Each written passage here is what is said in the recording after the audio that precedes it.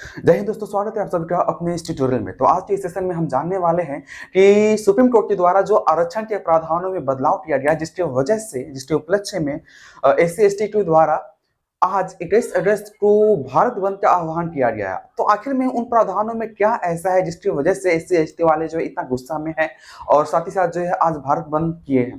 तो आइए जान लेते हैं उनके बारे में। तो आरक्षण में जो है एससी एसटी के लिए जो है आरक्षण में दो प्रावधान में बदलाव किया गया है। एक हमारे पास बदलाव किया गया है चुनाव में। चुनाव वाला सेक्शन में यह कहा गया है कि अगर मान लीजिए किसी परिवार का कोई एक सदस्य चुनाव में जीत जाता है, चाहे वो एमएलए का हो या फिर एमपी का हो या फिर कोई अन्य हो। अगर किसी परिवार का कोई एक सदस्य जीत जाता है तो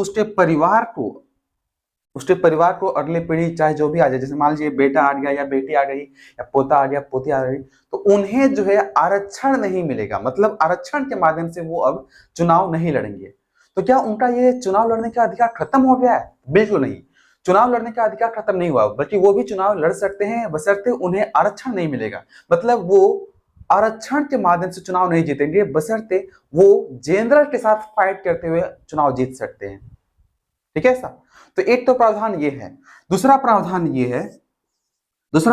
जो है ये सरकारी नौकरी में ये प्रावधान किया गया है। जैसे मान लिया जाए कि सरकारी नौकरी में आपको ये पता है कि ओबीसी तो 27% आरक्षण है, उसके बाद एससी वाले को 15% आरक्षण है, उसके बाद एसटी वाला कितना परसेंट है? 7.5%।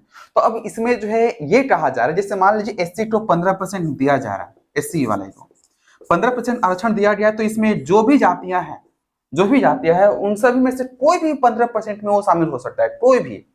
तो वर्तमान में क्या कहा जा रहा है? नहीं, मान लीजिए यहाँ पे 4 जाते हैं, 1 2 3 4, तो यहाँ पर अब इनमें से कोई भी नहीं, इसमें से ये प्रावधान होगा कि यहाँ पे अभी बांट दिया जाए कि यहाँ से जो है 2%, यहाँ से 3%, यहाँ से 4%, इस वाला में से 2%, इतना इतना इतना, ऐसे ऐसे 7 7 2 9, और यहाँ पर मान लिया जाए कि 6%। ऐसा मतलब यहाँ पे जाति को जो है बांट दिया गया कि इस जाति से जो है इतना लोग आएंगे ही आएंगे, इतना लोग जीतेंगे। सॉरी, यहाँ पे इतना लोग जो है नौकरी में आएंगे ही आएंगे। पहले क्या था, किसी एक ही जाति से सारे मान लीजिए सिलेक्शन हो गया और बाकी लोग जो मुंह ताकते रह गए। तो ऐसा प्रावधान इसलिए किया गया है ताकि बाकी लोग जो बच जा रहे थे, जैसे मान लीजिए इस वाले जाति से कोई सिलेक्शन हो ही नहीं पा रहा, मान नंबर कम आ रहा है, तो वो जाति जो है एकदम पिछड़ा का पिछड़ा ही रह जा रहा है। तो वैसे स्थिति में ये प्रावधान लाया गया। ठीक है, ये देखते हुए कि सभी जाति के लोग जो है ऊपर उठे, और ये जो लाया जा रहा है ये बिल्कुल समानता के अधिकार के तहत नहीं, बल्कि पूरी तरह से समता का अधिकार अप्लाई किया गया है। ठीक है, तो जो प्रावधान हमने अभी समझाया और आपको समझ में आया या नहीं आया, कमेंट के माध्यम से आप अवश्य बताइएगा। क्या लगता है ये जो प्रावधान किया गया है वो सार्थक है या फिर नहीं है? आप ये भी कमेंट के माध्यम से अवश्य बताइएगा और अपनी राय देना इसमें न भूलें कि कहां तक ये सही है, कहां तक गलत है। अगर सही है, सुप्रीम कोर्ट के द्वारा ये जो प्रावधान बदला गया है वो सही है, तो अवश्य लाइक करें।